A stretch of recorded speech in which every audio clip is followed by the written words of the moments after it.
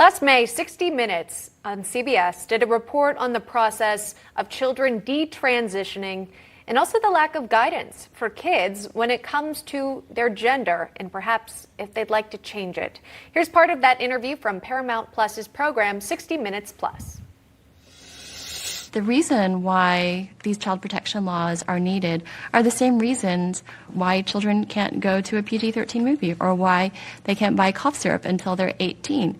If they can't buy cough syrup, why are we allowing them to be injected with massive doses of hormones? Joining us to discuss, Emilie Kao, director of the DeVos Center for Religion and Civil Society at the Heritage Foundation. Also joined by our panelist for the day, we have Mike Murphy, mayor of Lexington, Minnesota. He's also running for governor of the state. And we'd like to get this conversation going here with Emilie.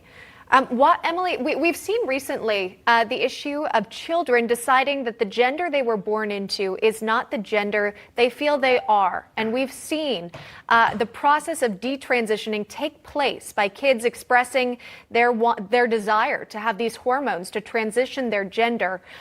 You're speaking out and your organization speaking out against that. Talk to me about why this issue is such an important one right now.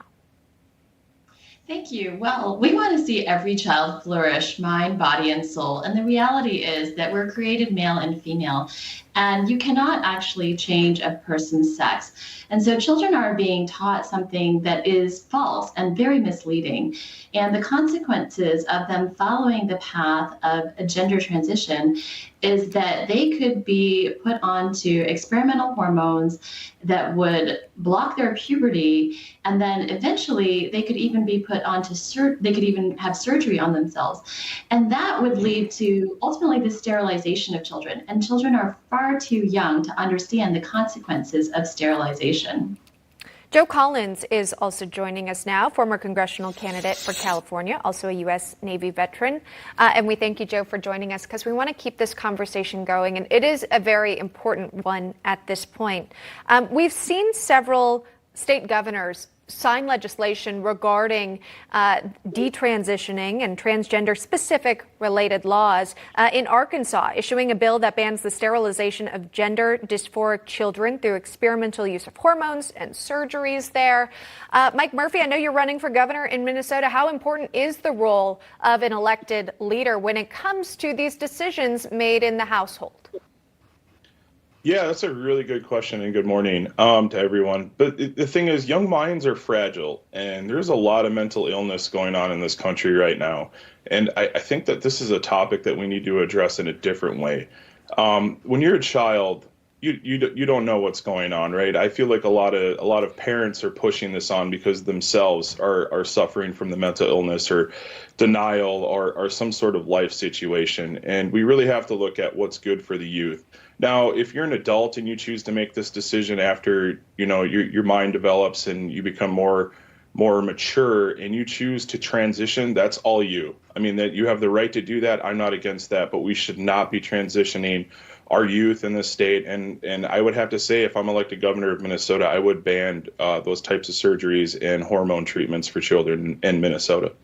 And Emilie, does it really have to do with the age at which some of these children begin the transition process? Have you heard from people who've undergone the transition process or at least started it and had regrets, like those detransitioners that we heard from in the 60 Minutes piece? Absolutely. We hear from detransitioners all of the time. We posted several events at Heritage highlighting detransitioners' voices. And it's important for Americans to understand that in the United Kingdom, the High Court has recently put a limit on children under 16. They cannot give informed consent to receive these experimental uses of hormones. And if the United Kingdom and also now Finland and Sweden have followed suit, are limiting the use of hormones on children to treat gender dysphoria, then the U.S. should be taking a closer look at how we are seeking to protect children's bodies. And it's important to understand that this is oftentimes related to gender dysphoria, which is a mental health issue. So changing the way a child's body looks doesn't address the underlying distress that they feel. And that's what we hear all the time from detransitioners is that, after they went on hormones or even after they had surgeries, they found that they still had underlying distress and they deeply regretted what had been done to their bodies.